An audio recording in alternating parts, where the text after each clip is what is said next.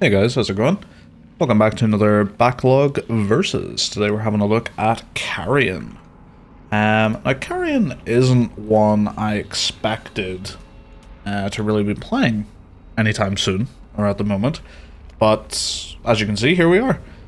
So, at the time when Carrion came out, which is around 2020, actually yeah, 23rd of July here, I seen the game, or I seen gameplay trailers, all that sort of stuff, and I was like, oh, this looks really cool. A game where you're playing as the monster. Those are always fun. But for some reason, I just never got around to buying it, never got around to trying it. Maybe some other games were out at the time. Maybe I couldn't afford it at the time. I'm not sure.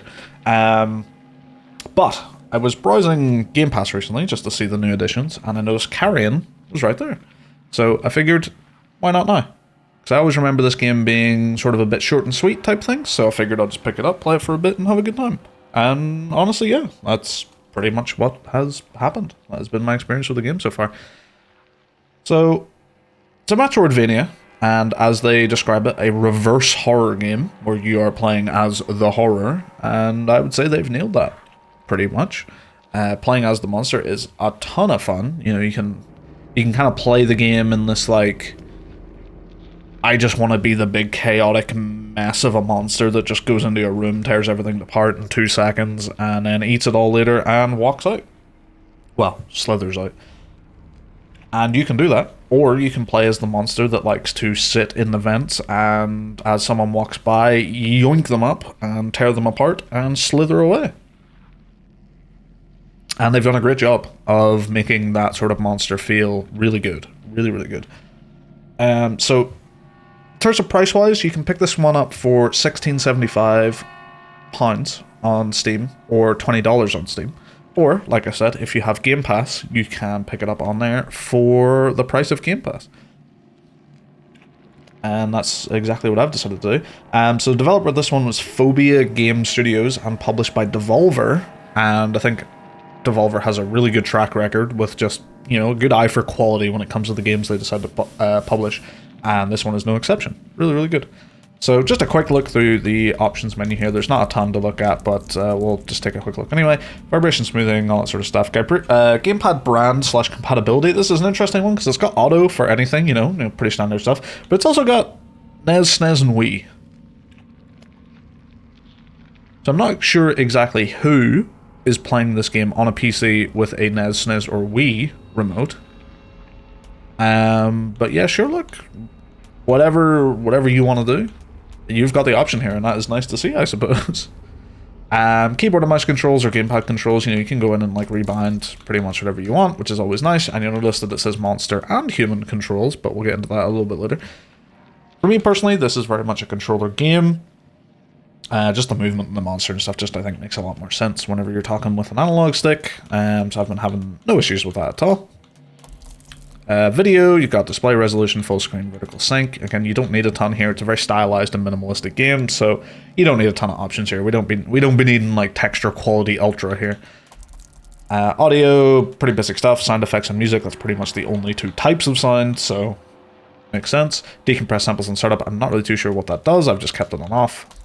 And then gameplay, you can turn HUD visibility off if you wish to get that full monster immersion. Or change your language. There's not really a lot of dialogue. It's mostly just like text and stuff. But yeah, that's the options menu. Not a ton to see there, but like I said, not a ton you need there. Absolutely great main menu here as well. You notice the tongue writhing around that actually follows your mouse cursor if you're using mouse and keyboard, which is very disgusting, but also very cool. There is DLC for this game. I'm not going to click that button because I'm pretty sure it takes me back to another load screen. Haven't touched it myself. I want to wait till I finish the game before I even look into that. So today we'll just be on the base game. So I'm going to start a new game because the game is very short and I just can show you it from the start. You know, there's not really a lot of intro or anything like that. You're just sort of straight into it. So let's get right in. So we start off as a little egg in a little containment area, but not for long. I'm alright. And all the people freak out and run away because they're like, oh no, the monster, the hideous monster is on the loose. And I absolutely, first thing I want to say is, I absolutely love the animation and the actual movement of the monster. It is so much fun just to move this thing. And you'll notice like the tendrils that like grab on to the areas. I love this sort of movement. Something about this just releases the good chemicals in my brain. But these tendrils are actually like, well, they're not physical in the sense that something could cut them, but they are physical in the sense that they actually do physically move your character or move the monster. So like if I'm down here and I want to go to the top, I just push left stick up and a tendril will attach up there. If I push it again, another one will attach up there. And then if enough go up there, then I'm pulled there. And that's sort of how the movement works. So if you just hold left stick, you know, it'll just move around like this. And it is an absolutely great feel and a great look for the monster. And you'll also notice that I'm spreading blood everywhere as I go, which is always nice. Nice little detail. So everyone's running away because, you know, the monster got out. And you can really get moving in this game, you know. If you want to move around fast, like you can do some absolute movement. But you can also just really slow it down and move across the walls and, you know, really sort of have that monster fantasy any way you want. Like I said, you know, you can be that really aggressive monster that tears everything apart, or you can be that sort of slow and sort of more spooky monster that picks people off. And as you can see here, if we hold right trigger, we send out, or in fact, if we move the right stick, it sends out like a sort of tendril to grab stuff, and then we can hit right trigger to grab sort of compatible objects or people, and we can toss them around, throw them all over the sort of place. Now, as you send out the tendril, it constantly wants to like come back, if that makes sense. So if I just push it over there and let go, it just zoop, straight back in. So this is the only time I would say that like aiming with the right stick can be a little bit funky because it's a little bit imprecise and it's constantly like wanting to come back as soon as you let go. So if you want to just do a halfway, you have to pull the right stick to the halfway point and sort of balance it there, if that makes sense. But there's not really any times that this became an issue, just something I noticed. So if we move in here, we'll get our first human interaction. Someone who's on the toilet. Absolute classic. So like I said, you know, we could be a little stealth monster and be like, oh, hello. Or we could just run in and do that. And we eat the human. Gotta make sure to eat all your human. So you'll notice at the top, that filled up one of my blips up there. That is our health bar. But what it also is, which is really cool, is it's also an indicator of our size. So you'll notice I'm slightly bigger than I was before eating that human. And that is because the more sort of biomass we consume, the bigger we get. Now it does have a limit. But look at that.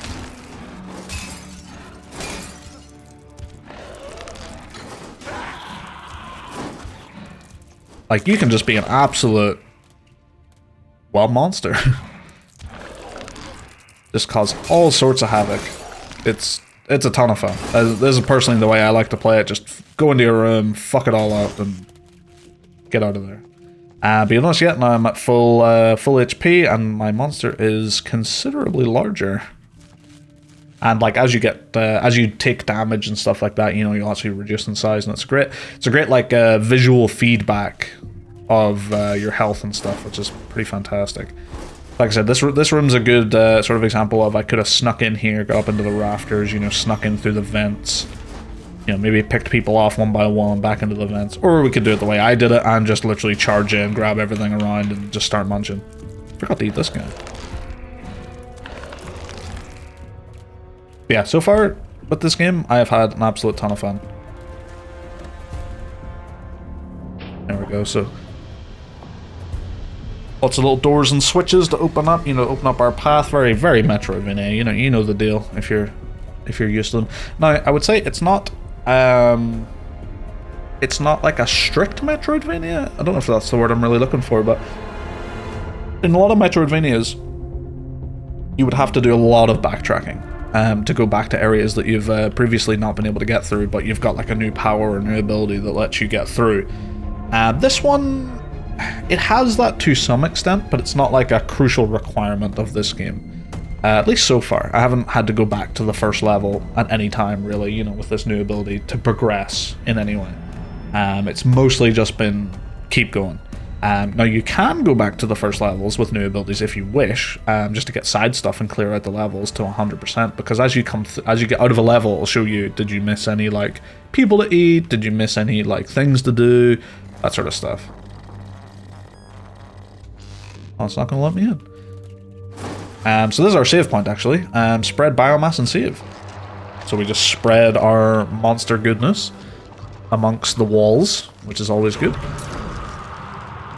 And this is a pretty sort of good representation of the way progression works. You find these areas, you spread monster corruption, this opens up a way forward, and then you head into the next level.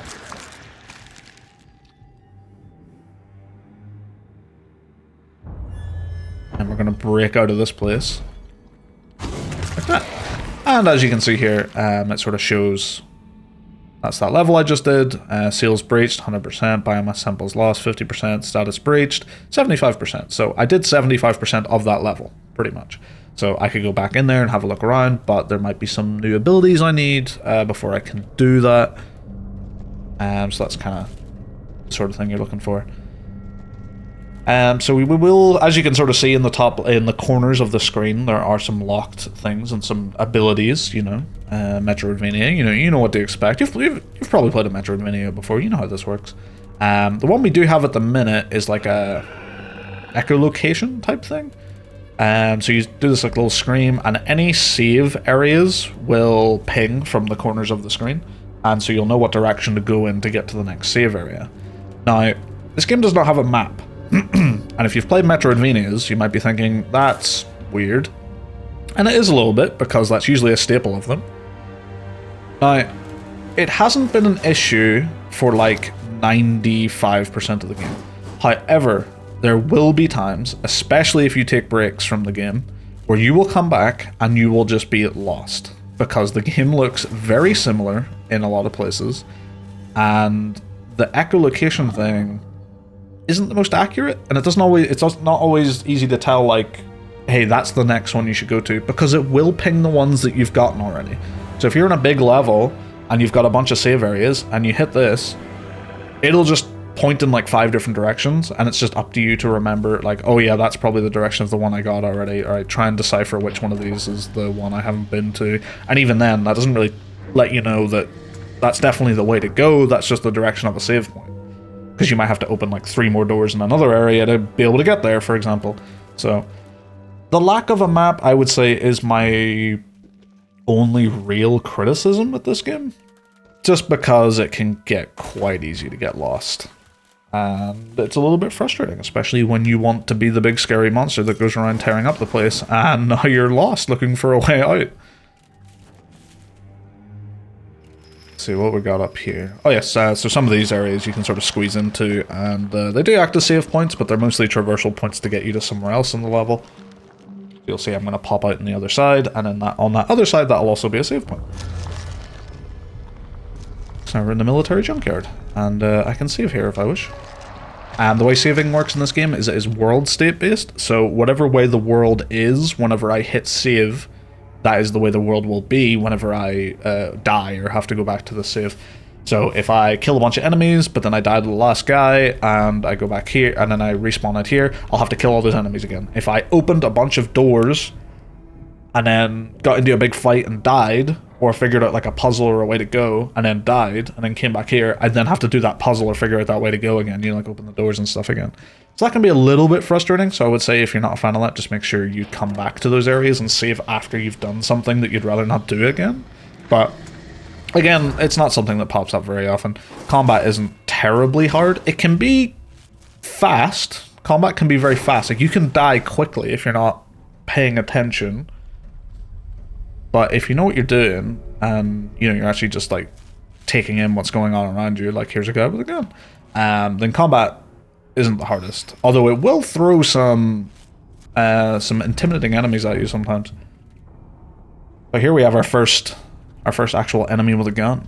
Now it is like 1 bullet takes 1 pip off, but so I could wait here and, you know, wait for him to come back, or I could just get over there and need him. Classic. Never knew what hit him. And that's the fun of this game. You know, you see a human with a gun, it's just like, if I just run over there and eat you, there's not really a whole lot you can do about that. But, you know, if I was to get reckless with like a huge room filled with lots of people with guns, then, you know, maybe I'd have to think about it a bit more.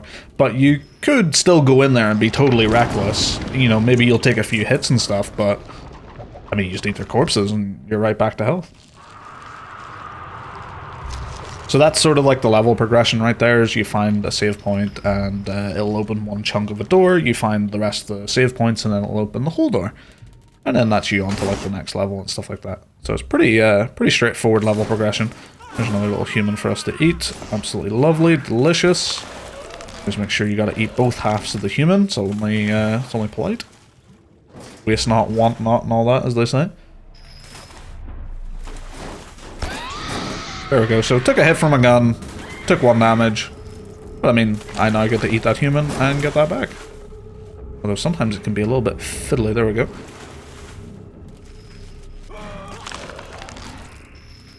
Yeah, playing as the monster is a lot of fun. This game does a really good job at just making you feel like the thing people are scared of, you know, in a monster movie. And it does it really well too. Like, love the animations. Like, look at how this thing moves and the momentum, and I love how when you get bigger as well, you need more tendrils to be able to carry you places, or you can't just hang somewhere because, you know, now you're just massive. But you can still, like, slither around easy enough. But yeah, been having a really good time with this one. Now, there are some sections where you play as a human. Basically, you need to get through an area and you need to go into a human computer to be able to do that. When you do play as a human, they are a bit slow. They're a bit sort of, we're going to learn about the backstory of where they find whatever you are and stuff like that. Or at least I presume that's where they're going, just based on the few that I've done so far. They're not terribly engaging unless you're just really interested in where this creature comes from. Which maybe it's a good origin. Like I said, I haven't got there yet, so not sure. But really, we're here to be the monster. So thankfully, those human sections are short and sweet. The abilities that you get are fun. I've enjoyed them. They're pretty good stuff. You know, they're nothing too crazy because, like I said, this game isn't like terribly long. We're talking about 4 or 5 hours here, so you know you're not going to be getting like an absolute ton of abilities, but you know they're impactful enough in the way they're used. You know, you'll feel smart using them in different puzzle scenarios and stuff like that. So that's always good. But I think that's all I really wanted to say about this game. Like I said, I don't want to spoil too much about it.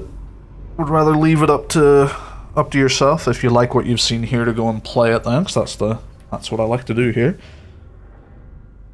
Had a realization that like what I want with these videos is like, you know, whenever you've played a game and then you're talking to your friends about the game and you don't want to spoil it for them, but you also really want to tell them like how cool this game is. Like that's kind of what I want these videos to be, so sort of the approach I'm taking on them. But yeah, I think I'll leave it there for now. Appreciate you guys watching. Now, I know there has been a big gap between the last video and this one, just because over this month I am moving, so I'm in the middle of doing that on most of the days of the week and stuff, so hopefully, fingers crossed, come February, things will be back to normal, and I will be able to really focus on videos and streaming and all that sort of business. So, appreciate the patience, and I shall see you guys on the next video. See you then.